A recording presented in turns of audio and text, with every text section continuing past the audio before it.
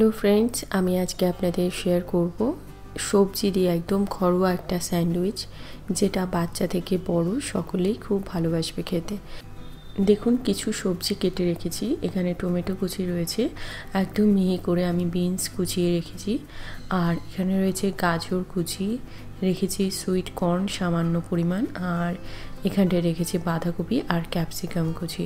আপনাদের পছন্দ অনুযায়ী যে কোনো সবজি নিতে পারেন। এখানে দুটো মিডিয়াম সাইজের আলু সেদ্ধ করে একটু ম্যাশ করে রেখেছি। এখানে রেখেছি আমি ব্রাউন ব্রেড, আপনারা চাইলে হোয়াইট ব্রেড দিয়েও করতে পারেন। তো সবার প্রথমে কি করব, একটা কড়াইয়ের মধ্যে সামান্য পরিমাণ সাদা তেল গরম করে এর মধ্যে দিয়ে দিচ্ছি পেঁয়াজ কুচি। পেঁয়াজটাকে একদম মিহি করে কাটার চেষ্টা করবেন, আর এগুলোকেও নরম করে ভাজতে হবে, বেশি লাল করার প্রয়োজন নেই। এবারে এর মধ্যে দিয়ে দিচ্ছি পরিমাণ মতো নুন আর কাঁচা লঙ্কা কুচি, দিয়ে সমস্ত সবজি এর মধ্যে দিয়ে দিচ্ছি। আপনারা যদি চান যে কাঁচা লঙ্কা দেবেন না, না দিতে পারেন। এর পরিবর্তে শুধু গোলমরিচের গুঁড়ো বা সামান্য একটু চিলি ফ্লেক্সও দেওয়া যেতে পারে। আমি এর মধ্যে সামান্য কাঁচা লঙ্কা কুচি আর গোলমরিচের গুঁড়ো দেব। তো সবার প্রথমে এগুলোকে একটু ভাজবো।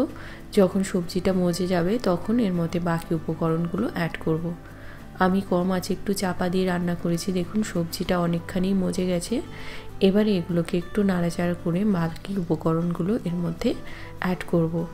খুবই অল্প করে দিচ্ছি গোলমরিচের গুঁড়ো, আর সেদ্ধ করে ম্যাশ করা আলুটা এর মধ্যে দিয়ে দিলাম। আলুটা অবশ্যই একটু দেবেন, তাহলে কি হবে, স্যান্ডউইচটা একটা বাইন্ডিংয়ের মতন কাজ করবে। মানে এর ভিতরে পুরটাকে ভরতে আমার সুবিধা হবে, যেহেতু এটা দেশি ঘরোয়া একটা স্যান্ডউইচ। তো এর মধ্যে অবশ্যই একটু আলু দেবেন। তো এটাকে ভালো করে একটু নাড়াচাড়া করে যখন শুকনো হয়ে আসবে, শেষে একটু টমেটো সস বা কেচাপ দেবেন, আর তার সঙ্গে একটু ধনেপাতা কুচি দিয়ে দেবেন। দিয়ে খুব ভালো করে মিশিয়ে নিচ্ছি। দেখুন, যখন পুরটা দেখবেন একদম শুকনো শুকনো হয়ে কড়াই থেকে ছেড়ে আসছে, বুঝবেন হয়ে গেছে। একটু জলটা শুকনো করে নিলে কি হয়, পানসে ভাবটা লাগে না, টেস্টি লাগে। আপনারা চাইলে এর মধ্যে সামান্য চিনি দিতে পারেন, আমি চিনিটা স্কিপ করলাম। তো এবারে নামিয়ে ঠান্ডা করে নেব। আমি এখানে চিজ স্লাইস দিয়ে দেবো, যাতে করে স্যান্ডউইচটা আরও বেশি টেস্টি হয়। তো এখানে ব্রাউন ব্রেড নিয়েছি। তো আপনারা যদি মনে করেন যে চিজ ইউজ করতে চান না বা নেই, শুধু এই পুর দিয়েও আপনারা স্যান্ডউইচটা করতে পারেন।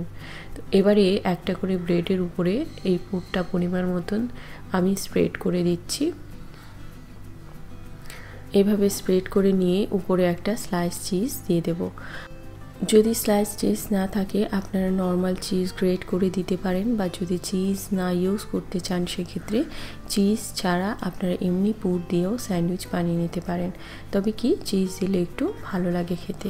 তো এটা আপনারা দুভাবে ব্রেডটাকে সেঁকে নিতে পারেন। আমি এটাকে শুকনো এরকম একটা চাটুর মধ্যে করে এগুলোকে একদম সুন্দর লো আঁচে করে এটাকে সেঁকে নেব, যাতে চিজটা ভেতরে মেল্ট হয়ে যায় আর ব্রেডটা অনেক ক্রিস্পি হয়। আর আপনারা চাইলে এগুলো স্যান্ডউইচ মেকারও বানিয়ে নিতে পারেন, বা আপনারা এটাকে একটু বাটার দিয়ে এরকমভাবে এগুলোকে সেঁকে নিতে পারেন।